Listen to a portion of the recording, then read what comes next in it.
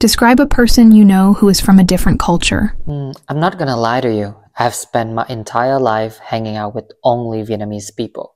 So I was a bit taken aback when I saw this topic. The only foreigner I know is probably my English teacher, so I'm gonna talk about him. His name is Rob and he's from England. I'm not exactly sure how old he is, but I'd say he's in his 30s. In terms of appearance, he's quite tall, around 185 centimeters, with a strong build, so I guess he's been working out regularly. He's actually quite easy on the eye, with blonde hair, deep blue eyes, and a straight nose. You know, that typical Western look. I think I first met him about 6 months ago when I signed up for an IELTS course at a local language center, and he was the speaking instructor.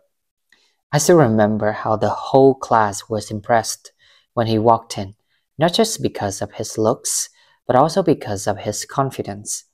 What really stood out to me, though, was his in-depth knowledge of the IELTS exam. He helped us clear up a lot of common myths and taught us how to speak more naturally in English instead of sounding just like a textbook. Another thing I admire about him is his accent. It's calm, clear, and soothing, which makes it easier for learners like us to follow. He also constantly encourages us to speak up and not afraid of making mistakes, because for him, mistakes are part of the learning process. That really motivated me to step out of my comfort zone and practice speaking more confidently. I feel really lucky to have such a supportive and inspiring teacher from a different culture, and I truly hope he continues to succeed in his teaching career. Where and how can we get to know people of different cultures better? In the past, especially before the rise of social media, getting to know people from different cultures was quite challenging. Most of the time, you had to move abroad or travel extensively, which wasn't an option for everyone. But nowadays, things have become a lot easier thanks to globalization and technology. If you live in a big city, you can easily meet people from diverse cultural backgrounds in schools, workplaces, or even entertainment venues like cafes, clubs, or pubs. Besides that, if you are more of an introvert, there are plenty of online platforms where you can connect with people from all over the world. For example, apps like Omegle or language exchange websites allow users to have casual conversations with strangers from different countries. In fact, I've seen a lot of people posting videos of themselves chatting and having fun with foreigners online. What are the advantages and disadvantages of cultural diversity?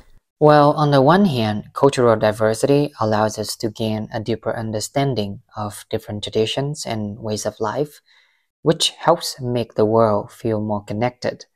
For example, we get to meet and work with people from all walks of life and experience various cuisines, lifestyles, and perspectives. This can make us more open-minded and accepting of new ideas. Plus, when we travel to new places, we're often more comfortable because we're already familiar with different cultures and foods. On the other hand, if a country becomes too culturally diverse, it might risk losing its unique cultural identity. I mean, when every place starts to look and feel the same, it can lose its charm and distinctiveness. And worst of all, local customs and traditions might be overshadowed or even forgotten over time. How can traditional culture and other cultures coexist? Wow, that's a big question, I must say. I'm not entirely sure, but I think the key is learning to adapt over time. At first, it can be tough, when people are exposed to new cultures, their initial reaction is often rejection. But gradually, from one generation to the next, people become more open and start to find ways to blend the new with the old. For example, in the past, many older Vietnamese people preferred traditional clothes and music, and they were skeptical about Western fashion or pop culture. But nowadays, younger people wear outfits of different styles, listen to K-pop or American music, and celebrate events like Christmas, even though it's not a local tradition. At the same time, many families still gather for Tết and maintain traditional customs. This shows that traditional and foreign cultures can exist side by side without one completely replacing the other. Which Vietnamese traditions are disappearing? Well, I haven't really paid much attention to this, to be honest, but now that you mention it, I think one tradition that's slowly fading is cooking traditional food, like bánh chưng or bánh tét for the Tết holiday, which is the biggest and longest public holiday in Vietnam. You know, a few decades ago, it was common for Vietnamese families to gather and make these savory sticky rice cakes together. But nowadays, because of busier lifestyles, many people just buy them from shops for convenience instead of preparing them at home. Another tradition that's already showing signs of disappearing is probably the Buffalo Fighting Festival, which usually takes place annually in some central regions of Vietnam. Recently, it has received a lot of criticism online for promoting violence and animal cruelty. Personally, I think that's a good thing, as I also see it as an outdated and inhumane practice. Do people who live in multicultural places tend to forget their own culture? Some people might say it's easy to forget your own culture when you're surrounded by many different ones, but I don't really agree with that. In my opinion, no matter how long someone lives abroad or how many cultures they're exposed to, it's hard to completely forget your roots.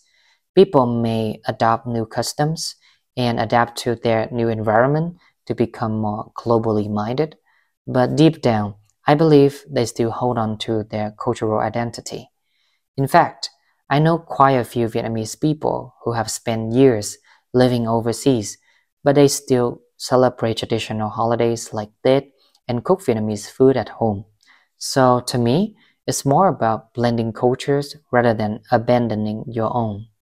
Do you think language is a problem when you are with foreigners? It might have been in the past, but nowadays, with the help of technology, I don't think the language barrier is a major issue anymore.